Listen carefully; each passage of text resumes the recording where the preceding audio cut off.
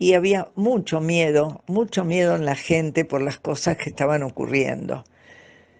Me traje a Virginia a vivir conmigo, traje la cuna, hasta tanto los devolvieran a mi hijo y a mi nuera, porque pensábamos que no iba a ser una cosa permanente, que los iban a liberar, porque el embarazo tan avanzado que tenía Estela, ¿cómo no la iban a liberar? Mi hijo era empleado en el Banco Provincia, en la ciudad de La Plata, y mi nuera era abogada, y en ese momento, cuando la llevaron, tenía 27 años, mi hijo tenía 29 años.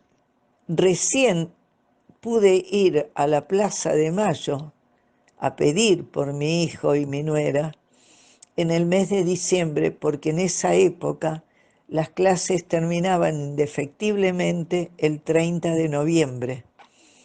Así que yo recién en diciembre pude empezar a ir a la Plaza de Mayo un jueves. Voy a la plaza porque me había enterado de que había un puñadito de madres que iban a la plaza a juntarse para buscar a sus hijos.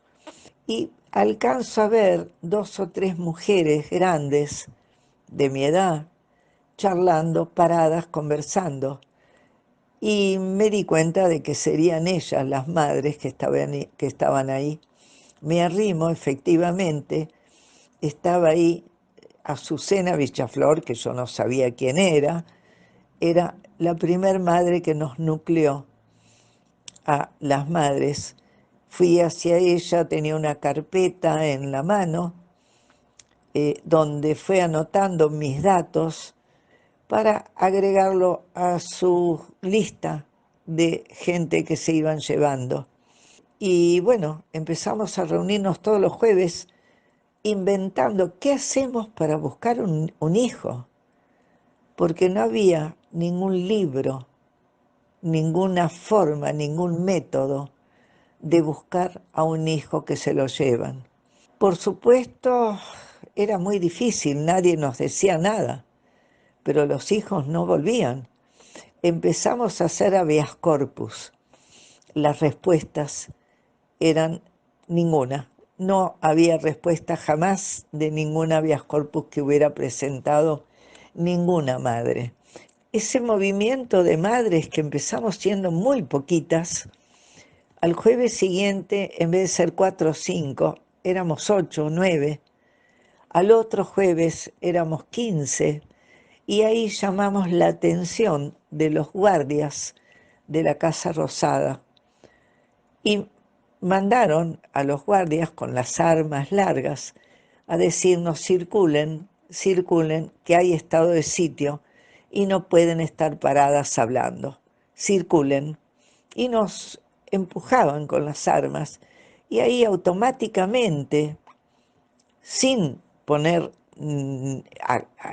sin oponernos para nada, automáticamente nos tomamos del brazo con otra madre y empezamos a caminar de a dos, charlando en voz baja entre nosotras.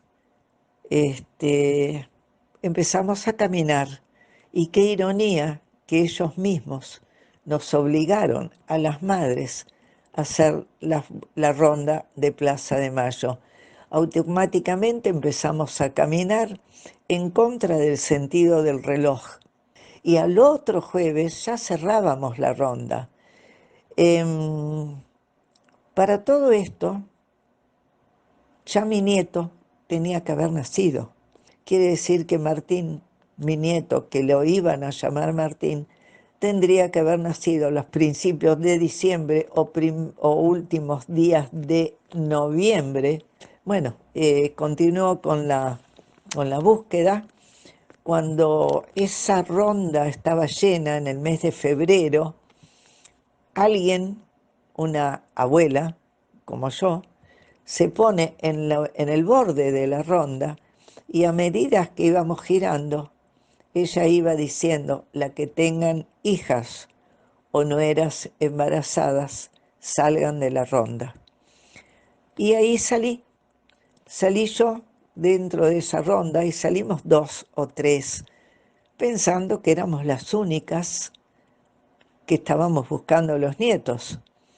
Después, a medida que empezamos la búsqueda de los nietos, que cómo se buscaba un nieto, tampoco había libros ni formas de aprender a buscar un nieto. Y terminamos haciendo habeas corpus en los tribunales de menores. Por supuesto, nunca nos contestaron, nadie nos contestó nada. Y en el mes de noviembre ya éramos 12 abuelas.